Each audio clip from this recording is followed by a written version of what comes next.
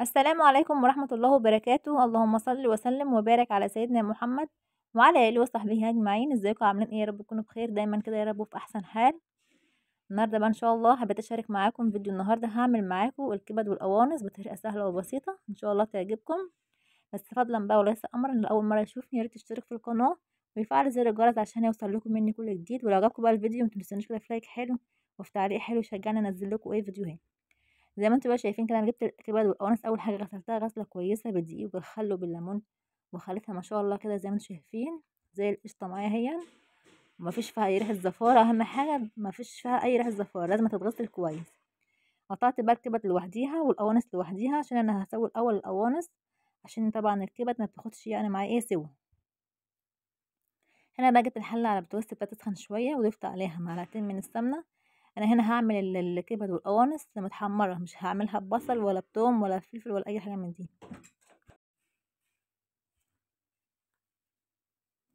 هاسيب بقى هنا بس السمنة تسخن شوية، وبعدين بقى هنزل عليها بالقوانص اديلها صدمة الأول.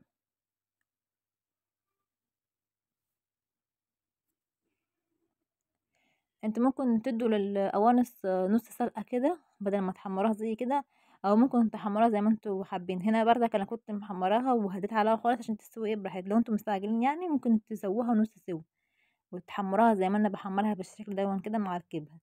هنا بقى انا ضفت الاول القوانص انها تتحمر عشان خاطر ايه تاخد سوا شوية عن الكبة. هغطي بقى عليها واسيبها تستوي كده على نار هادية براحتها شوية كده. انا مش مستعجلة يعني عليها عشان كنت انا بسويها ايه براحتها يعني. هاسيبها بقى تستوي مع نفسها شوية اهو. زي ما انتم شايفين نزلت المية اللي فيها هي، بس انا شايفاها اللي هي لسه يعني نية شوية برضه، هضيفها كمان شوية كده. هسيبها يعني كمان شوية تستوي شوية بقى يعني مع نفسها كده، بعدين هنزل عليها ايه بالكبدة.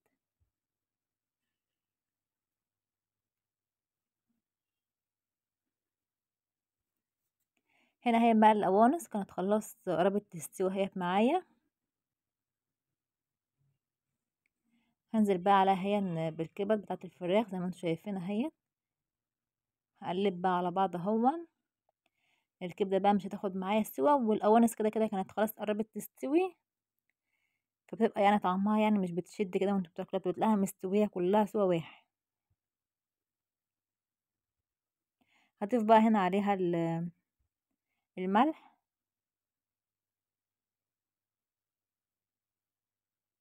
وهضيف لها بردك شوية فلفل اسمر وشوية بهارات وشوية كزبرة وشوية كمون. وانا هضيفها واسيبها بقى مع نفسها بقى تستوي، ولما تستوي هوريكم بقى شكلها النهائي عامل ازاي.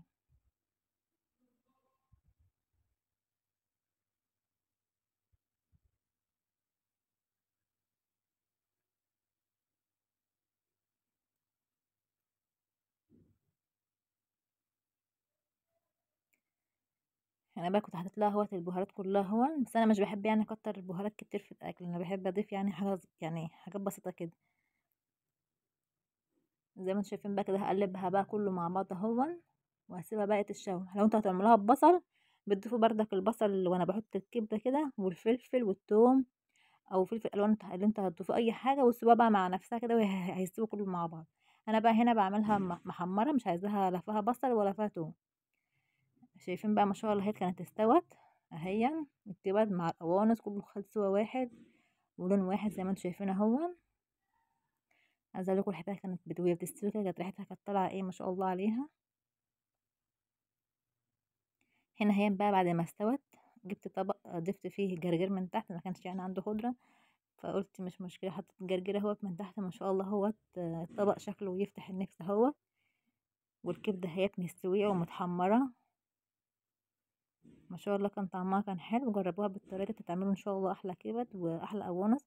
وهنا بقى كنت عملت طبق مكرونه وهنا الجرجير. ايه رايكم بقى في الاكل بتاع النهارده؟ يا رب هيكون عجبكم ويكون يعني سهل اهو. زي ما انتم شايفين ما خدش معايا وقت خالص والله، يعني هو تغيير في الاكل.